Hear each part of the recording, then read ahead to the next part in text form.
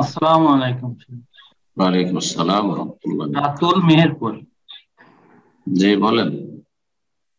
শাহেক, গত শুক্রবারে আমার শ্বশুর 11:30-11টার দিকে পিছিয়ে গেছিল, ওই যে মাঠে গেছিল। তো উনি মাঠে যাওয়ার পরে আহ একজন লোক দেখছে যে উনি পড়ে আছে। তো সে ভয়ে আর তার কাছে যায়নি, কিছু লোক ডেকে এনেছে।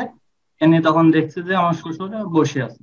তো তাকে জিজ্ঞেস করা হলো, আপনার এরকম অবস্থা কেন? তিনি কিছু বলতে পারছেন না। তার মাথার অর্ধেকের বেশি চুল আপনার হচ্ছে উঠে গেছে, মানে টাক হয়ে যাওয়ার মতো উঠে গেছে।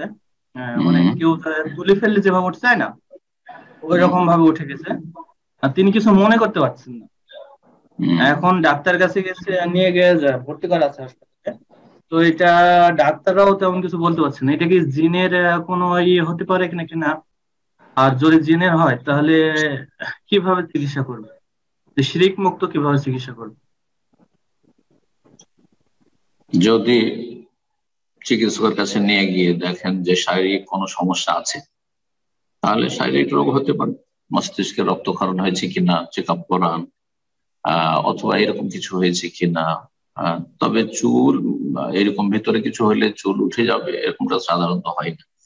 তো চুল উঠে গেছে অর্ধেক বা কিছুটা, নেই মাথাতে, মাথা নেড়া হয়ে গেছে, তো এটা লক্ষণ যে জিনে হয়তো কোনো জিনে দেখেছে, তার জিনে ডিস্টার্ব হয়েছে। জিন সাধারণত দেখেন কোনো জায়গায় তো হয়তো তাদের মিটিং চলছে, অথবা কোনো জায়গায় তাদের বাচ্চারা খেলা করছে, সেখানে তাদের ক্ষতি হয়ে গেছে, তখন এই ধরনের ক্ষতিগুলো বা আঘাতগুলি করে থাকে। অথবা এমনি শয়তান জিন আছে, অধিকাংশ জিন শয়তান, হ্যাঁ, মরদুদ মারাদাতুল জিন, তারা মানুষের ক্ষতি করে, জিনেরও ক্ষতি করে, ভালো জিনের ক্ষতি করার চেষ্টা করে।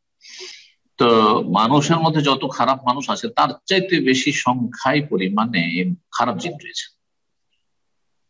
তো যেমন মানুষ মানুষের ক্ষতি করে, চোর ডাকাত রাস্তায় বিভিন্ন জায়গাতে ছিনতাই করে, লুটতরাজ করে, মারধর করে, ঠিক তেমনই জিন শয়তানেরও এরকম উৎপেতে থাকে আর এরকম ক্ষতি করে থাকে। সুতরাং সকাল সন্ধ্যার জিকির আজকার প্রোটেকশন মূলক, তারপরে সালাতের পরে জিকির আজকার, নিয়মিত কোরআন তেলাওয়াত, ফজরের নামাজ জামাতে পড়া, মানে সাল্লাহ সুবহা হাফিজাতিল্লাহ, ফজর নামাজ যারা পড়লো তার আল্লাহ জিম্মা, আল্লাহর হেফাজত থাকলো। এইসবগুলি করলে সাধারণত শয়তান চান্স পায় না বা করতে সক্ষম হয় না, ক্ষতি করতে সক্ষম হয় না। এগুলো অগ্রিম ব্যবস্থা রাখা উচিত একজন মুসলিমকে সবসময়, গুনাহ থেকে যেন মুক্ত থাকে, আর ফরজ অজব ঠিক থাকে, আর নিয়মিত জিকির আজকার দৈনন্দিন ওগুলো ঠিক থাকে। আল্লাহ তৌফিক দান করুন। বাড়িতে যেন অহরহ পাপ না হয়, না হলে শয়তান সুযোগ পাবে ক্ষতি করার। আর তারপরে যখন জিনের অনিষ্টে আক্রান্ত হয়েছেন, তো কোরআন সুন্নাহর আলোকে রুকিয়া, ঝাড়ফুঁক করাবে, তাবিজ নয়। তাবিজ শিরক। আর যদি সেটা বলেন যে না, সেটা আমি হুজুর কাছে নিয়েছি, আলমের কাছে, কিন্তু নবী সাল্লাল্লাহু আলাইহি ওয়াসাল্লাম তাবিজকে শিরক বলেছেন। সুতরাং তাবিজ ছোট শিরক অথবা বড় শিরক, যেটা মাধ্যম না সেটাকে মাধ্যম মনে করা, এটা হচ্ছে শিরকে আসগারের একটি সংজ্ঞা। আর যদি মনে করে তাবিজ উদ্ধার করে, তাহলে তো বড় শিরক হয়ে যাবে। যাই হোক, সাধারণ অবস্থায় তাবিজ কমপক্ষে শিরকে আসগার।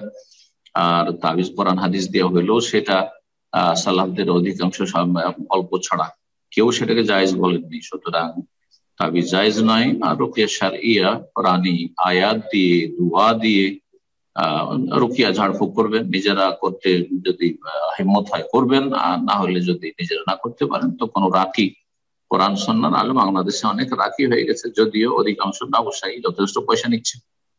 আল্লাহ সকলকে ভালো রুজি দান করুন এবং মানুষের উপকার করার তৌফিক দান করুন। তো রাকিদের কাছে গিয়ে ঝাড়ফুঁক করাবেন, বা এলাকার দেশের কোরআন সুন্নাহর আলেমদের কাছে গিয়ে ঝাড়ফুঁক করাবেন, বা যারা করে। কিন্তু যারা বেদাতি তরিকায় ঝাড়ফুঁক করে তাদের কাছে যাবেন না। আল্লাহ শেফা দান করুন সমস্ত মানুষ জিনের অনিষ্ট থেকে। আমাদের আপনাদের সকলকে, আপনার শ্বশুর সাহেবকে রক্ষা করুন এবং আল্লাহ শেফা দান করুন।